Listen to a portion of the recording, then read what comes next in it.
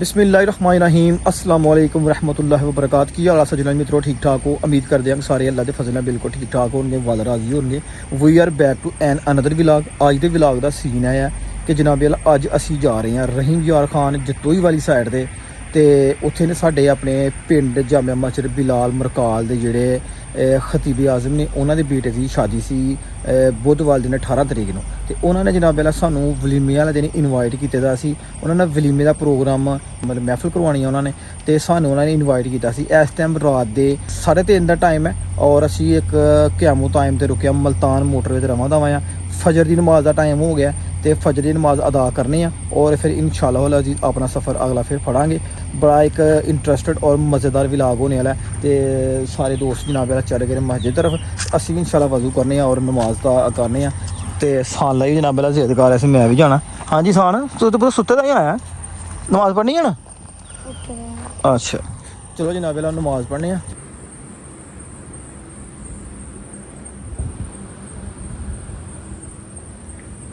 लो जनाब फजर की नमाज अदा करके तो दोबारा फिर मोटरवे ते लगे चढ़न और ड्राइविंग सीट के हादसा बैठे ने। असी जरा थोड़ी अक कौड़ी कर लीए।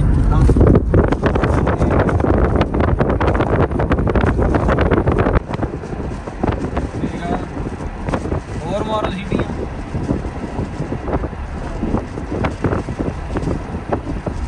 क्या होता बहुत किलोमीटर।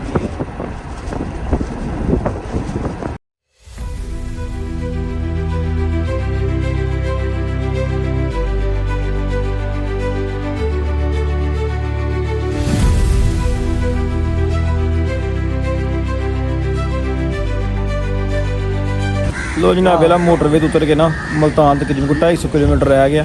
मोटरवे तो उतर के तो लगे नाश्ता वगैरह करने, चाय शाय लगे पीन। तो फिर इंशाल्लाह अगला सफर शुरू करने क्योंकि नींदर आ रही सी। तो सोचा कि फजर की नमाज पढ़ने तो बाद नाश्ता कर लीए फिर इंशाल्लाह अगला सफर फिर शुरू करने। नाले राणा साहब ने ड्राइविंग की है जनाब मेरा 100 किलोमीटर, बड़ी जबरदस्त। पहली बार चलाई है, क्या बात, मजा आ गया। बाकी चलते आप चला लिए।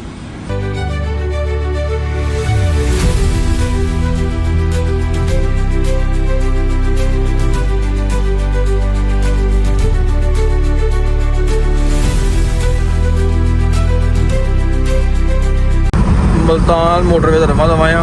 एक चीज़ इतने ऑबजर्व बहुत ज़्यादा की है कि इस इलाके में हरियाली बहुत ज़्यादा, दरख्त बहुत ज़्यादा ने, तो गर्मी की शिद्दत बहुत घट है। चलो साहब एक चीज़ बड़ी नोट की है, दरख्त बहुत ज़्यादा ने तो हरियाली बहुत ज़्यादा है। की हाल है इन्ना हर पासे इधर भी और उधर जनाबाद दरख्त बड़े ज़्यादा ने, अंबा के बाग, पानी नहरी है, नहरी पानी हाँ जी नहरी पानी पावर पहुंची है। लेकिन लोगों के पिंड दूर दराज ने, कदे डेरे डूरे आ रहे हैं, लेकिन एक हरियाली बहुत ज़्यादा है। नहीं इन्होंने मोटरवे पाई है ना, बाहर रंग पाई है। हाँ जी गल बाहर आके पाई है, लेकिन पिंड पुंड तो लागे आने चाहिए है कि नहीं? नहीं ना फिर पिंड उन्होंने थोड़ा सा लिंक दिते था ना जी वो साडा गंजान बाल इलाका जी लोड़ आई है। हाँ जी वो पिंड लागे कोई रेंट नहीं होते, फिर भी कोई पिंड लागे ना आ जाते हैं जी। पिंड ने आए क्या बताओ 2-3 पिंड ही लागे दे आए ने, बाकी अड्डो क्या मदाम है यार उन्होंने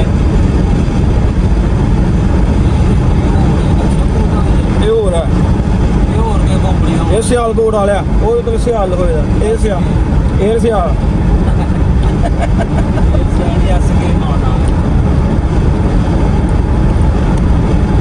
जो बंदा पहले दफा भेजता कोई भी चीज़ वो हैरान और अच्छी खूबसूरत चीज़ लगती है। हाँ जी गल है हम असी यह चीज़ा पहले दफा देख रहे हैं, एक्सप्लोर कर रहे हैं।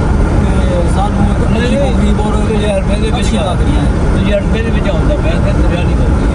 हरियाली लगती भी है, हरियाली बहुत ज़्यादा हरियाली पिछे हरियाली नहीं कि दरख्तों की वजह कर गया ना। हवा साड़ी वाली निस्बत इस टाइम नालों हवा तो बहुत ठंडी है। साढ़े वाले इस टाइम हवा थोड़ी गर्म होना शुरू हो जाती है, लेकिन इधर हवा बहुत ठंडी आ रही है। ट्रैफिक की वजह करके ना तो ਗਰਮ ਹੋ ਜਾਂਦਾ। ਇਹ ਫਿਰ ਵੀ ਇੱਧਰ ਡਾਂਸ ਸਾਡੇ ਦਾ ਬੜਾ ਫਰਕ ਜੇ। ਲੋ ਜਨਾਬ ਇਹਲਾ ਮਲਤਾਨ ਮੋਟਰ ਤੇ ਦਮਾ ਦਮਾ ਆ। ਮੇਰੇ ਪਿੱਛੇ ਤੁਸੀਂ ਬੋਰਡ ਦੇਖ ਰਹੇ ਹੋ, Multan 99 kilometre, Sanewal 24 kilometre, Makhdumpur Buhara 22 kilometre. ਤੇ ਇਨਸ਼ਾਅੱਲਾ ਅਜ਼ੀਜ਼ ਘੰਟੇ ਡੇਢ ਤੱਕ ਜਨਾਬ ਮਲਤਾਨ ਪੁੱਜਣ ਵਾਲੇ ਆ। ਸਟੇ ਕੀਤਾ ਘੜੀ ਆਪ ਸਾਹਿਬ ਜਨਾਬ ਲੱਗੇ ਨੂੰ ਡਰਾਈਵਿੰਗ ਸੀਟ ਬੈਠਣ। ਚਲੋ ਜੀ ਬਵੋ।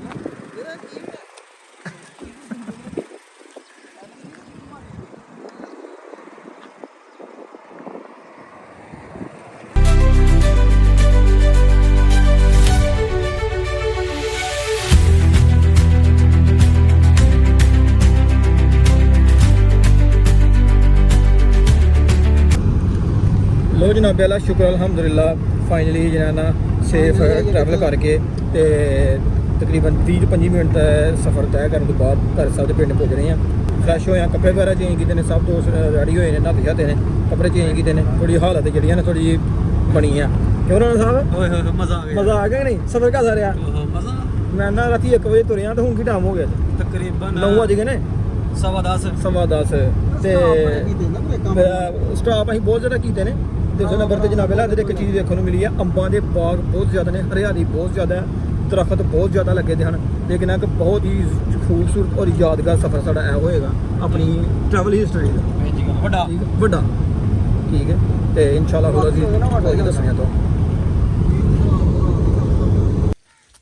ਲੋ ਜੀ ਅਲਹਮਦੁਲਿਲਾ ਫਾਈਨਲੀ ਘਰ ਸਾਹਿਬ ਦੇ ਪਿੰਡ ਜਨਾਬ ਵਾਲਾ ਪਹੁੰਚ ਗਿਆ। ਕਾਜ਼ੀ ਅਹਿਮਦਾਵਾਲਾ ਪਿੰਡ ਦਾ ਨਾਂ ਹੈ ਔਰ ਇਹ ਘਰ ਸਾਹਿਬ ਦਾ ਇਸ ਟਾਈਮ ਅਸੀਂ ਬਾਗ ਵਿੱਚ ਮੌਜੂਦ ਹਾਂ, ਅੰਬਾਂ ਦੇ ਬਾਗ ਵਿੱਚ। ਇਹ ਤੁਸੀਂ ਦੇਖ ਰਹੇ ਹੋ ਅੰਬ ਲੱਗੇ ਹੋਏ ਨੇ ਜੀ। ਕੀ ਬਾਤ। ਇਹ ਜੇ ਸਾਲ ਦਾ ਜੀ ਨਾ ਲਾਣਾ ਨਹੀਂ ਪੁੱਤਰ ਕੋਈ। ਮਾਸ਼ਾਅੱਲਾ ਬਹੁਤ ਹੀ ਖੂਬਸੂਰਤ ਇਲਾਕਾ ਵੇ। ਸੜਕ ਦੇ ਦੋਨਾਂ ਤਰਫਾਂ ਤੇ ਨੇ ਅੰਬਾਂ ਦੇ ਬਾਗ ਨੇ ਔਰ ਅੰਬ ਵੀ ਜਨਾਬ ਵਾਲਾ ਬਿਲਕੁਲ ਲਟਕੇ ਹੋਏ ਨੇ ਤੇ ਫਿਲਹਾਲ ਕੱਚੇ ਨੇ। ਲੇਕਿਨ ਇਹ ਬਹੁਤ ਖੂਬਸੂਰਤ ਇਲਾਕਾ ਹੈ। ਠੰਡਾ गर्मी तो होंगी है लेकिन एक बड़ा खूबसूरत इलाका जी। हाँ जी आप साहब बहुत खूबसूरत जी। रब की कुदरत के नज़ारे देख रहे हैं। अंबा के बूटे तो बिल्कुल जमीन नाल अंब लगे ने तो बहुत खूबसूरत लग रहे हैं। क्या एक कह लो ख्वाहिश ही सी कि इस तरह जो फल देखिए तो अज अपनी अखां देख रहे हैं। देखो माशाअल्लाह कितना कितना वड्डा अंब है। क्या बात।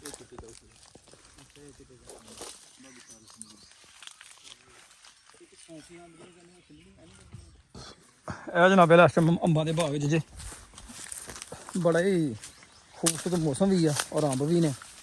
तो पहली बारी अपनी जिंदगी के एडे खूबसूरत अंब और अंबा के बागों में फिर रहे हैं।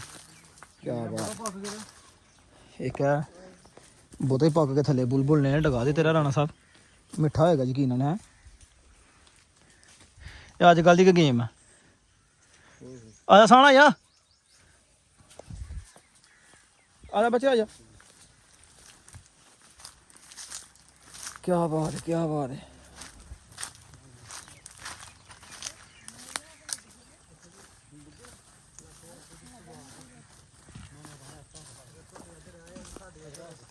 इन भाई ना पैलां दी जरूरत तो नहीं ना?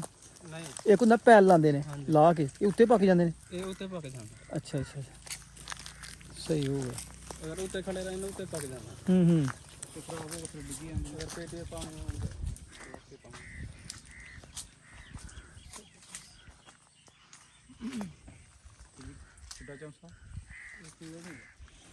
ये सिंधड़ी है। ते एक बूटा कितना फल देना मतलब किन्ने वजन विच? वजन इंदा तो नहीं है इना। 5 मन 4 मन। हां इना थे वैसे। सही सही जबरदस्त। खाली बूटा छोटा है। भाई ये कह रहे हैं कि वजन बूटा को वड्डा है ना तो 5-7 मन जो ना एक बूटा वजन दे देना। लेकिन बूटा छोटा है। ये चिट्टा जो है नहीं सिंधड़ी। सिंधड़ी ठीक है। अगला केड़ा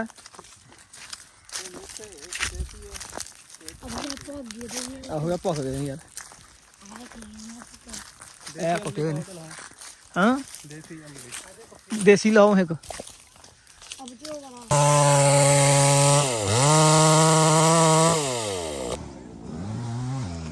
जिन्ना दी निज़ाम वाला पानी है फ्री कह रहे हैं पानी आ रहा है।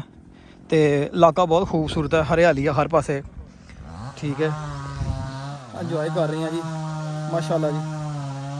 अंब चौंसा दशहरी सिंधड़ी देसी ਸਾਰੇ ਅੰਬਾਂ ਦੇ ਬਾਗ ਲੱਗੇ ਹੋਏ ਨੇ, ਸਭ ਦਾ ਇੱਕ ਇੱਕ ਟੇਸਟ ਕੀਤਾ ਤੇ ਸੂਫੀ ਮਿੱਠੇ ਅੰਬ ਨੇ, ਸਾਰੇ ਦਰਖਤ ਲੱਗੇ ਮਿੱਠੇ ਨੇ।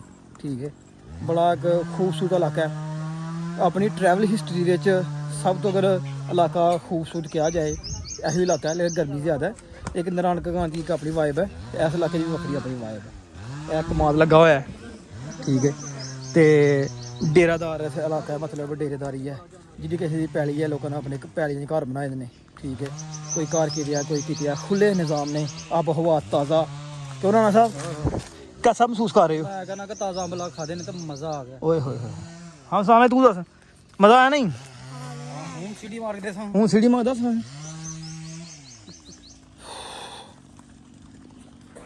लो जनाबी अल्लाह कारी साहब के बेटे के शादी खाना आबादी की वलीमा का प्रोग्राम अटेंड करने तो बाद जनाबी अल्लाह वापसी पुज गए। असी कमाली शहर के मोटर में उतर के गड्डी का ना पेट्रोल पवाना सी, ते पेट्रोल गड्डी फिल करवाया। तो असल जो रास्ते 'ਚ कोई व्लॉग नहीं बना सके, उसका रीज़न है सी, एक तो गर्मी बहुत ज़्यादा सी, दूजे नंबर पर आईफोन की ना बैटरी बहुत ज़्यादा खत्म हो गई सी। और चार्ज वगैरह करने तो बाद फोन चार्ज वगैरह की है।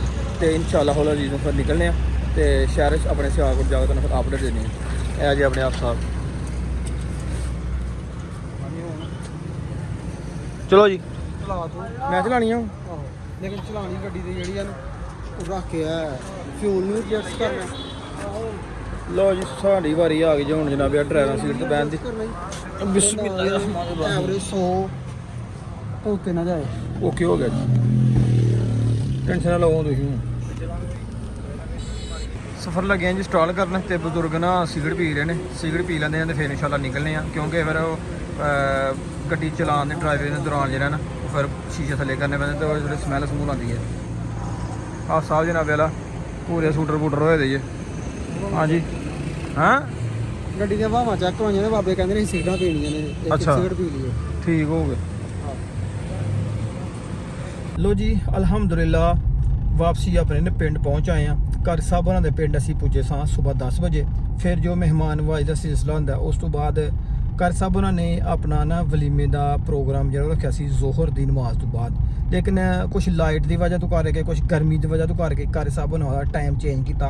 असर की नमाज तो बाद जनाब मेरा टाइम रख दिता महफल का।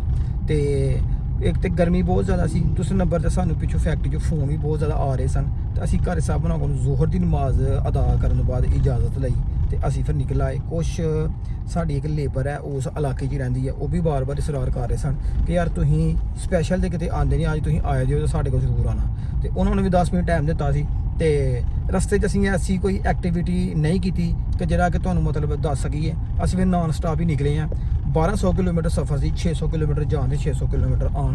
असीं 24 घंटे में तय किया। 4 तो 5 घंटे कारी साहब के पिंड ने स्टे किया, 1 घंटा अपनी लेबर सी उहदे कोल स्टे किया सी।